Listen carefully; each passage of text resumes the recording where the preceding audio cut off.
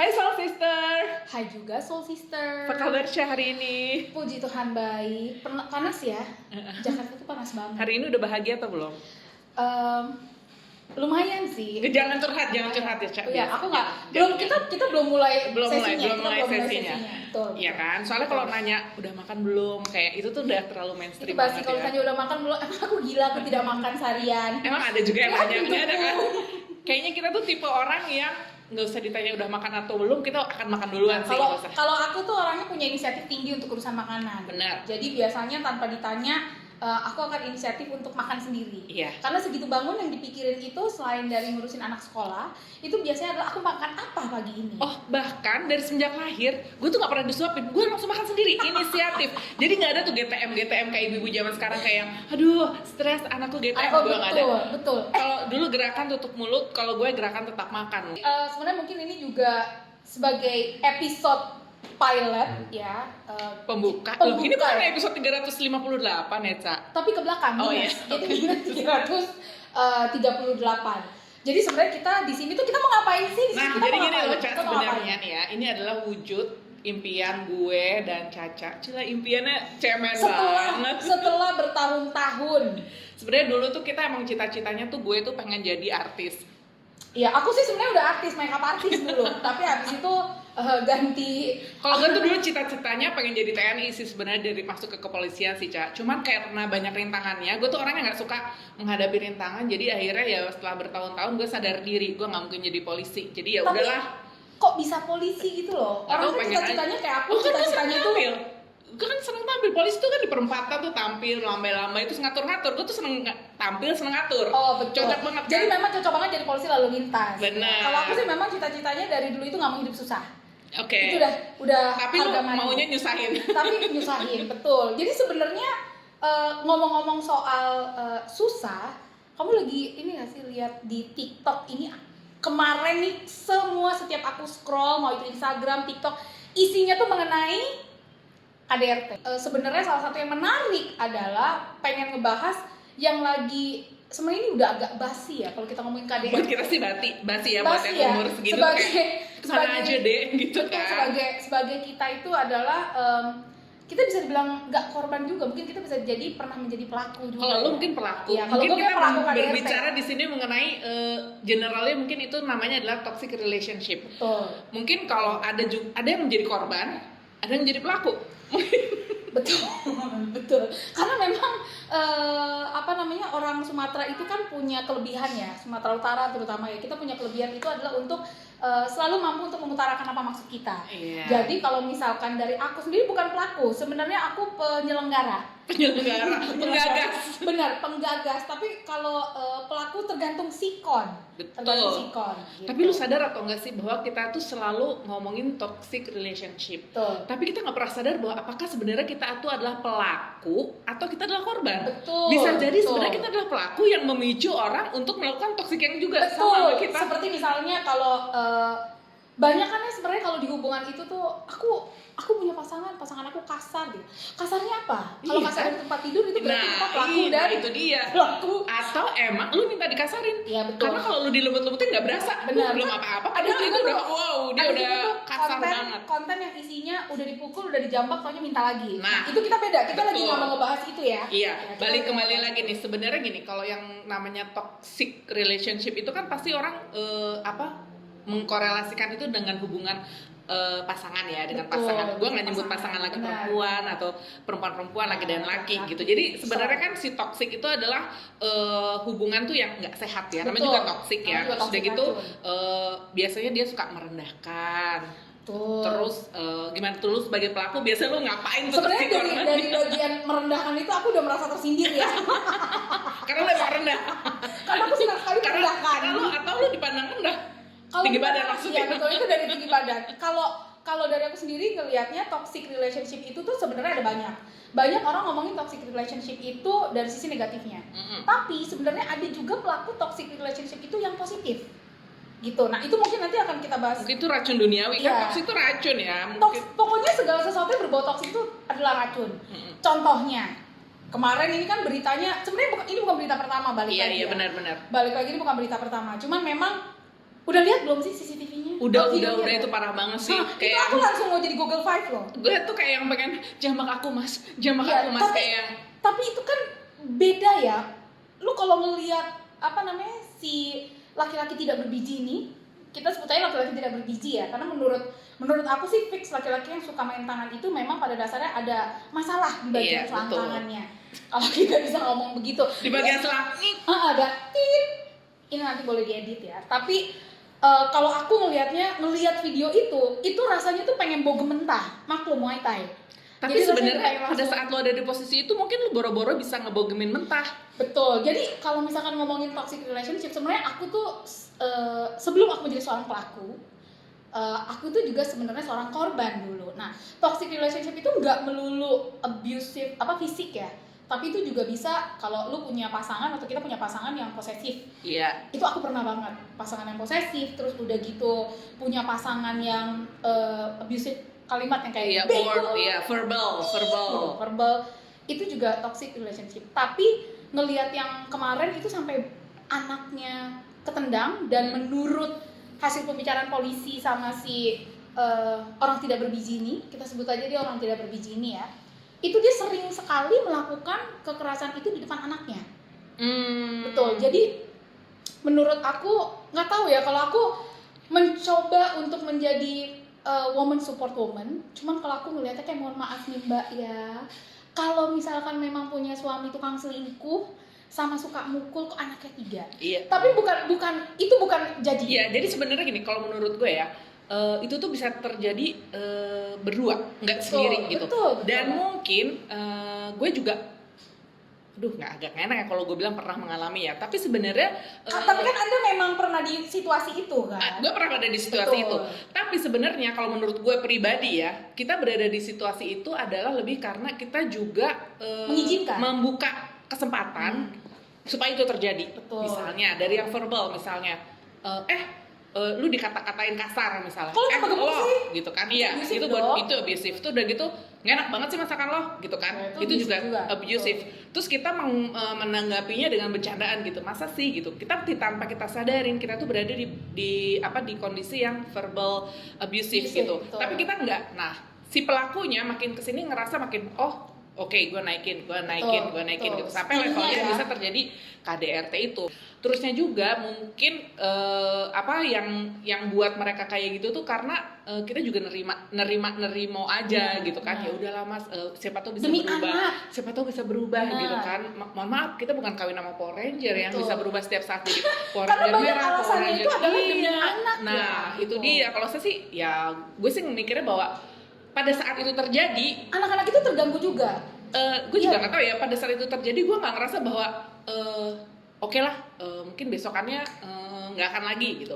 Tapi lama-lama ada lagi. Iya, kayak kita memiliki kesempatan untuk membuka untuk lebih tinggi lagi. Dan biasanya malah jadi makin sering. Jadi kalau misalkan ngomongin mengenai toxic relationship, it happens to everyone. Nggak cuman ini diangkat karena kebetulan mbaknya itu adalah public figure. Cuman balik lagi nih, ini mungkin lebih ke karena kita kan sudah makan asam garam ya. Betul. Kebanyakan asamnya sama garamnya gitu. Manis-manisnya juga banyak. Cuman kayaknya kalau manis-manis itu kalau diceritain tuh banyak yang lebih. Jadi kita nggak usah lah ya ceritain yang manis-manis. Jadi kalau aku boleh sharing sekarang itu adalah tapi ini tolong di bold line ya atau di stress line itu bahwa di sini kita memberikan support kepada siapapun yang ada di posisi sebagai korban.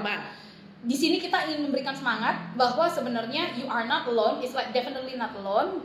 Udah pasti nggak sendiri. Terus kalau tadi menjawab apakah kalau KDRT itu harus selingkuh, mostly kebanyakan begitu. Tapi apakah selingkuh itu pasti KDRT? Tidak juga. Gitu. Ya. Itu udah beda konteks. Cuman kalau kita ngomongin udah KDRT udah selingkuh, itu yang udah kebangetan. Benar. Gitu. Jadi kalau aku sih sebenarnya ini dari keluarga dekat aku sendiri nih. Mungkin kalau misalkan disebut di sini mohon maaf ya Dek, jangan ya Dek ya gitu. Kalau kita ngomongnya jangan. Tapi kalau udah terlanjur ya udah ya Dek ya, jangan 2 kali. Jangan diulang lagi ya Dek ya, lebih pintar gitu loh Dek ya. Jadi kalau aku sendiri sebenarnya dari keluarga deket aku banget itu memang si perempuannya ini itu memang dia adalah korban. Jadi yang tadi gue bilang tuh, paket lengkap, udahlah suaminya obat-obatan terlarang, terus suaminya juga punya affair sama perempuan lain. terus udah gitu juga KDRT juga, terus udah gitu juga tidak memberikan nafkah. Itu kan berarti sebenarnya harusnya dia dipindah, paket ya. benar, harusnya dia dipindah ke alam lain. Udah nggak patut ada di sini. Mungkin di alam baka juga dia belum diterima juga. Benar. Kalau gue sih ngelihatnya gini, kalau gue ngelihatnya adalah terkadang perempuan yang ada di posisi korban, mereka itu tuh mindsetnya atau mereka punya gimana ya ngomongnya, kayak self reliance mereka itu adalah bahwa gue itu sedikit lebih ya, itu ngerasa bahwa apa sih salah gue gitu. Iya. Kenapa sih gue dibeginiin? Sebenarnya yang harus kita tanyakan itu bukan apa salah aku. Sebenarnya kayak aku harus ngapain? Gimana? Aku harus gimana? Tapi itu kayak common gak sih buat wanita terutama di Indonesia ini selalu apa-apa tuh nyalahin diri sendiri dulu, action kemudian gitu kan. Jadi kayak misalnya kenapa sih gue begini? Dan itu butuh bertahun-tahun loh buat mereka keluar dari nah, lingkaran itu. Kenapa sih gue gini? Oh mungkin gue begini. Itu menurut gue salah satu bentuk pembenaran atas tindakan yang dia terima. Dan biasanya pasangannya yang abusive itu mereka suka bilang kayak abis kamu begini. Iya benar, dan abis dia kan kamu begitu. Salah satu ciri abusive kan dia menyalahkan orang dan dia yang selalu benar gitu kan. Benar. Nah terus sekarang kalau udah kayak gitu kan kita juga nggak bisa bilang bahwa lu sih jadi perempuan kayak gitu. Kita juga nggak bisa nyalahin dia karena emang itu kan hasil berdua kan. Betul. Kayak misalnya nih maaf ya Mbak, untuk Mbak yang baru kena jadi korban, mungkin itu kan memang udah umur perkawinan 5 tahun. Bersyukur sih bahwa dalam 5 tahun itu banyak kejadian yang terjadi. Ya apapun, kita kan orang Indonesia, apapun harus selalu disyukuri ya. Disyukurin harus gitu, akhirnya kebuka juga. Nah gitu, terus mungkin di luar sana juga banyak wanita-wanita yang tidak terkenal Mbak ini dan mengalami hal yang sama juga, dan mereka nggak tahu harus bicara kemana. Bener. Gitu. Yang ada mereka adalah lebih baik diam terus mendem terus kayak tadi gini, mungkin emang salah gue, terus udah gitu blaming themselves gitu loh. Terkadang suka ada, ini pokoknya di luar konteks, this is not for everyone to observe, tapi lebih ke terkadang ada urusan agama juga. Benar. Bahwa aku nggak bisa cerai karena agamaku tidak mengizinkan untuk cerai, atau aku tidak bisa bercerai karena ada istiadat gitu, seperti contohnya aku orang Batak. Ini curhat. Ini bukan pengalaman pribadi. Kalau ditanya rumah tangga aku gimana, ya rumah tangga aku seperti bagaimana adanya. Iya kan? Ini bukan acara oma mau papa ya. Bukan. Ini adalah acara membahas orang lain ya. Betul. Tapi memang konteksnya adalah banyak rumah tangga. Kalau kita mau ngomongin lebih luas, rumah tangga yang memang pada dasarnya itu sudah tidak harmonis. Udah nggak harmonis, dan mereka harus stay di situ demi anak atau demi keluarga atau demi pandangan orang banyak. Iya, benar. Yang akhirnya itu ngasih stres ke kedua belah pihak. Bisa jadi si laki-laki nih, kadang gue tuh suka berpikir laki-laki kenapa selingkuh sih gitu. Emang apa sih? Dan alasannya kebanyakan itu adalah kayak pas lagi hamil, mostly, atau setelah melahirkan. Gitu. Apapun itu urusan you do you, I do me. Jadi nggak ngejudge, cuman kemudian karena stresnya itu nggak bisa di-relieve, karena kebanyakan orang kalau udah menikah itu tuh justru mereka jatuhnya lebih tertutup dari pasangan. Nggak sih, kayak aduh gue nggak enak daripada berantem, gue malas. Iya benar, gitu. Banyak yang kayak gitu, gue lebih diem aja. Udah gue diem aja deh. Padahal sebenarnya salah satu cara yang ngebantu lu adalah dengan cerita kepada seseorang gitu, entah itu siapapun itu. Betul, gitu kan. Betul. Mungkin gue nggak tahu sih ya kalau di Indonesia ini ada nggak sih yang bisa ngedengerin orang curhat. Gue bisa sih kita bikin orang yang mau curhat. Mungkin atau ada mungkin kita bisa buat sesi untuk dengerin orang curhat gitu loh, karena tapi kalau kita kayaknya ada orang curhat kita nggak bisa kasih solusi. Betul, kita lebih an expert here. Iya. Jadi pembicaraan kita bukan pembicaraan expert. Karena kita lebih ke kompor sih. Betul. Kalau kita suruh kasih solusi kita kayaknya nggak bisa. Betul. Hanya bisa kita ngomporin orang untuk berbuat sesuatu. Ngambil sikap kali. Benar, untuk lebih mengambil sikap. Betul. Gitu. Dan jangan takut, karena basically you are not alone. Banyak komunitas di sana yang sebenarnya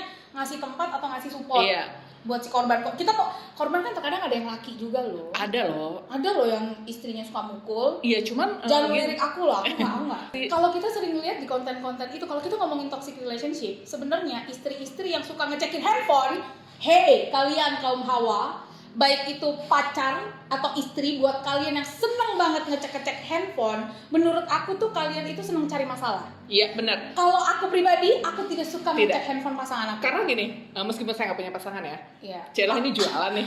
Tapi gue tuh sangat menghargai Privacy. handphone sebagai privacy. Betul. Once lo buka, lo harus siap menerima konsekuensi apapun yang akan lo temukan di situ. Betul. Entah Itu betul banget. Iya kan. Jadi Betul banget. ngapain sih kita ngurusin urusan orang istilahnya, Benar. meskipun itu pasangan. Karena- Tapi tetap karena aja itu banyak. sangat personal kan. Iya. Kalau gue sendiri tuh aku gue gitu itu sebenarnya bukan pendukung buka handphone pasangan. Iya. Even pasangan gue punya handphone sendiri pun dia punya password aja, Lo nggak tahu. I respect gitu, kayak tolong dibukain dong handphonenya gitu, atau tolong dibukain dong laptopnya. Kenapa? Karena mungkin nggak semua orang punya pikiran seterbuka kita ya. Iya, benar. Karena mereka ngerasa, aduh kalau gue udah berhubungan dengan seseorang atau gue udah menikah, sampai borok-borok lu, sampai udel-udel lu, gue harus tahu. Kalau gue enggak. Tapi kalau menurut gue itu adalah dengan tidak membuka handphone satu sama lain itu lebih ke lu percaya. Betul. Karena dasarnya dari sebuah hubungan itu adalah percaya. Percaya. Kalau lu udah percaya, mau di dalamnya ada apa, oke lu percaya aja. Tapi Ini mungkin langsung kontroversi Bener. ya, pasti banyak yang kayak, ih lu siapa? iya gitu. Berarti dalam hal ini kita sependapat ya, Ca, bahwa Betul. kita memang sangat menghargai privacy Betul. dan lebih bentuk Benar. percaya. Kalau emang lu udah percaya sama pasangan lo, ya udah Nggak ada apapun yang dilakukan percayalah bahwa itu adalah udah sesuai dengan kesepakatan bersama sebelum menikah. Benar, Misalkan. karena akhirnya salah satu bentuk toxic, balik lagi ke toxic relationship itu adalah ngecek handphone. Mm-mm. Istri-istri yang suka suaminya dilarang main, Betul. itu menurut gue itu tuh toxic. Kenapa? Karena gini, waktu kita menikah, masing-masing itu kan sebenarnya udah punya kepribadian Bener, masing-masing. iya. Jadi pernikahan itu harusnya itu tuh justru saling upgrade, Benar. bukan malah Menurunin upgrade dia. kayak, Jadi kayak kemana-mana. Ya aduh terserah sih. takut Tapi nanti kalau nggak misalnya dikasih sama emang suami gue, nggak mereka dikasih sama istri prefer gue. untuk kemana-mana berdua, ya silahkan aja. Cuman bentuk pelarangan itu menurut gue ya agak Benar. menjurus ke arah toksik. Benar. Karena gini, menurut gue pada saat manusia itu kan makhluk sosial ya. Sosial tuh Betul. bukan berarti lu hanya berdua di rumah dengan Benar. dengan Atau lu anak kemana-mana lo. kayak ikan sama tai ikannya tuh, kalau yang nempel di belakang tuh, kalau Iya, kata iya. temen gue ikan sama tai ikan. Gue gak tau kalau tainya ikan tuh nempel. Perhatiin deh, nanti kita beli ikan. Jadi dia suka nempel tuh kotorannya di belakang. Ah. Ini nanti ditit gitu ya, tit gitu. Oh gitu, ya sih, tapi menurut gue sih kayak gitu, bahwa percaya. Jadi pada saat sebenarnya toxic itu bisa kelihatan nggak sih dari saat kita pacaran? Kalau dari gue sih ngeliatnya itu udah kelihatan ya. Gue udah kelihatan. Jadi aku pernah beberapa kali ada di hubungan yang memang toksik. Kayak contohnya nih, yang namanya juga dulu kan masih gadis ya. Aku pernah gadis loh, by the way. Wow, Aku kirain pernah dari gadis. lahir lo udah. Oh tidak, aku pernah gadis. Jadi waktu gue berhubungan dengan seorang ini ya, beliau nih sangat-sangat posesif. Sampai setiap jadwal ketemu itu tuh handphone itu selalu dicek. Terus kalau ini siapa? Ini cowok Tapi lu kemarin nggak ada. fine aja at that time karena Oke, bucin. betul. Antara bucin sama gue males ribut. Lebih ke aduh daripada ribut, kita gue accept aja. Kenapa lu malas ribut? Kan lu sendiri ribut, Cak. Iya memang aku tuh memang tukang ribut, tapi pada saat itu adalah fase dimana aku tuh mau jadi submissive. Walaupun akhirnya aku sadar it's not me, I'm that dominatrix. Jadi kayak type capek of- sendiri menjalani capek hubungan sendiri. itu. Nah, tapi justru bagusnya ini buat perempuan yang aware, kalau dia pernah ada di satu hubungan yang toksik dalam bentuk apapun, ini baik laki baik perempuan, harusnya pada saat kita keluar dari hubungan itu kita jauh lebih dewasa, kayak Benar, dirimu kan, iya. kayak lu tahu apa yang lo mau, nggak mau lagi ada di tempat Iya. itu. Jadi yang gue pengen cari adalah tempat yang seperti lebih, ini, iya, hubungannya seperti ini. Nah, Kalau yang gue ngeliat di Instagram itu, kalau sampai itu kejadian PD dijambak-jambak terus ditarik-tarik gitu terus sampai dia digebuk mau loh. digebuk, Itu digebuk mungkin kan awalnya bener. mungkin ada step-step awalnya, nggak mungkin Betul. tiba-tiba dia Jadi lu sekasar itu. nampar. Misalnya ngelak tangan. gitu, atau Betul. misalnya awas pergi, yang kayak gitu. Betul. Dari mulai basicnya udah Iya. dibiarkan, makin lama itu makin levelnya naik. Nah terus tadi juga kita sempat bahas bahwa misalnya kalau orang yang punya si toxic itu, dia tuh nggak mungkin berubah, ya kan? Nggak, kalau Dia itu sih- akan naikin levelnya karena topengnya dia udah mulai ketahuan Betul. nih. Dan dia merasa nyaman karena si lawannya itu atau pasangannya itu nggak melakukan apapun yang ekstrim ya. Benar.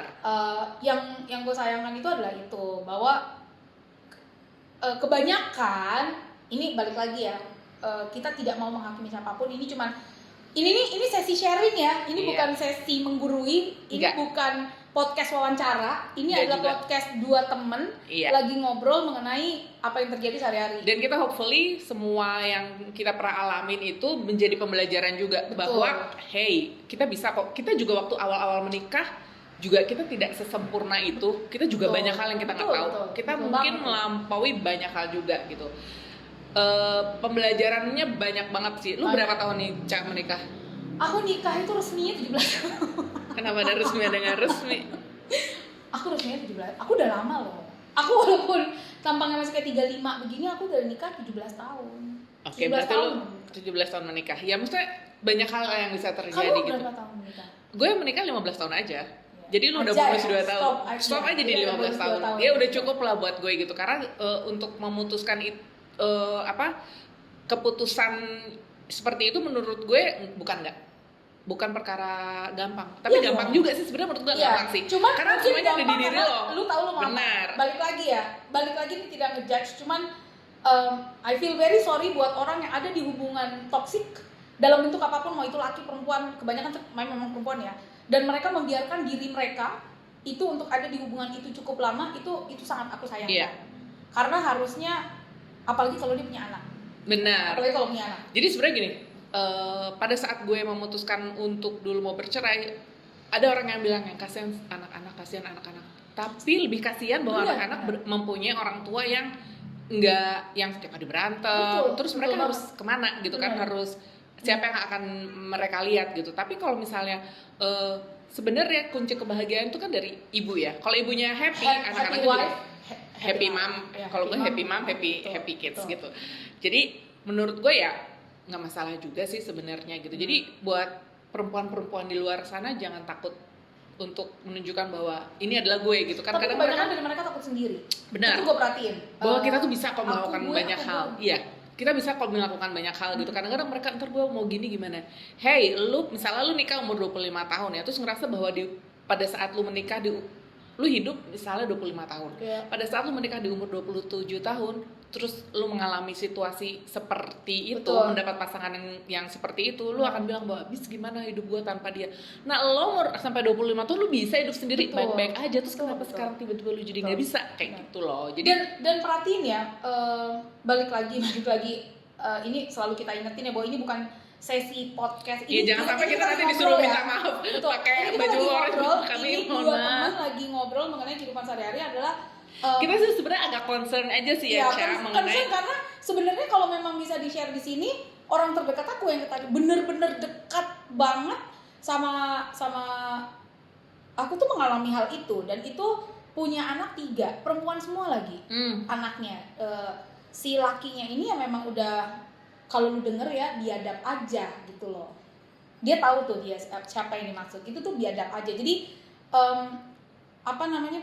kebanyakan dari mereka tuh ngerasa bahwa tidak percaya diri. Dan jangan Benar. salah, orang yang nge-bios itu biasanya tuh bisa lebih manipulatif dengan kayak, maafin aku nggak akan ngulangin itu. Terus Aku bilang masih aku sayang tidak bisa banget, hidup aku nggak bisa, tanpa betul, kamu. aku tidak bisa hidup tanpa kamu. Tapi waktu si korbannya ini berani ngambil sikap, mereka bilang kayak, lu jahat, lu Iya, nggak lu mikirin kaget. anak-anak, Bener. lu nggak mikirin keluarga, lu nggak mikirin, hey you, waktu lu melakukan itu, yang ada di dalam otak lu apa? Gitu. Tapi gini loh, menurut gue pada saat nih kan kalau itu tindakan bisa terjadi, si cewek itu akan merasa bahwa dia itu kan nggak pede ya. Nggak Tapi pede, pada betul. saat tahu nggak cara menimbulkan kepedean nih cewek yang lemah ini, si cowok akan bilang gue tidak bisa hidup tanpa lo. Lalu Betul. kepercayaan diri si cewek itu tumbuh bahwa oh ternyata ada Ada orang orang yang yang menginginkan membutuhkan gue.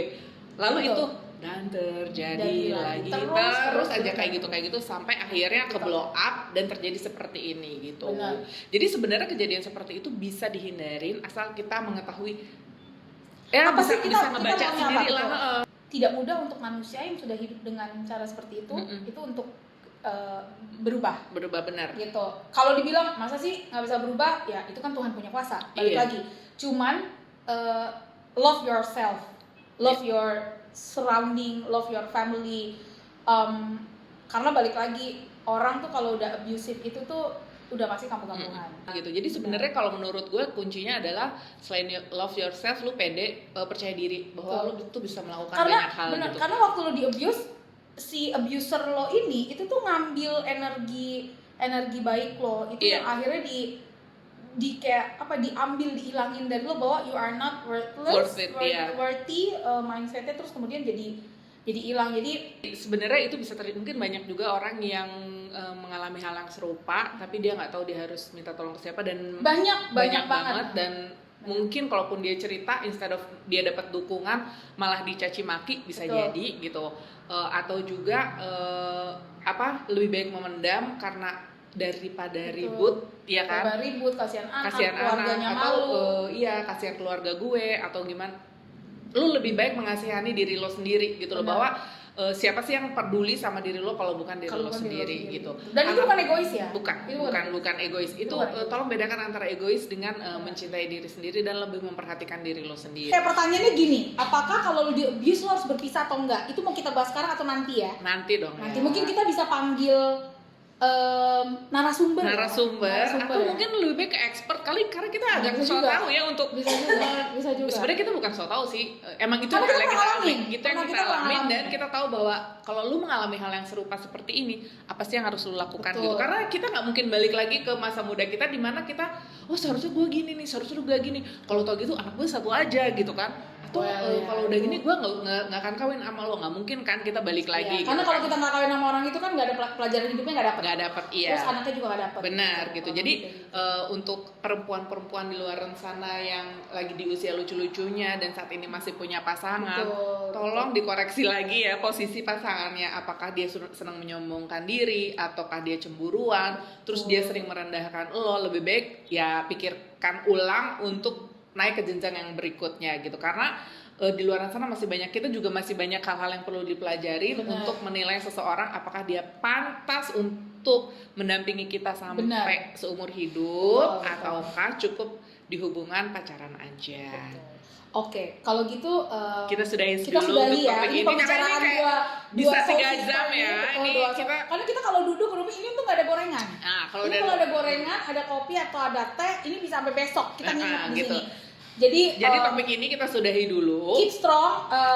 Untuk Mbak yang sedang menghadapi masalah ini, semoga masalahnya cepat selesai dan diberikan yang terbaik untuk keluarga dan anak-anaknya. Tukang pukul? Iya, mungkin bisa sebagai. Bisa hubungi saya. Tapi dia nggak mungkin dipukulin, udah dipukulin duluan udah ditangkap oleh. Saya punya rekanan.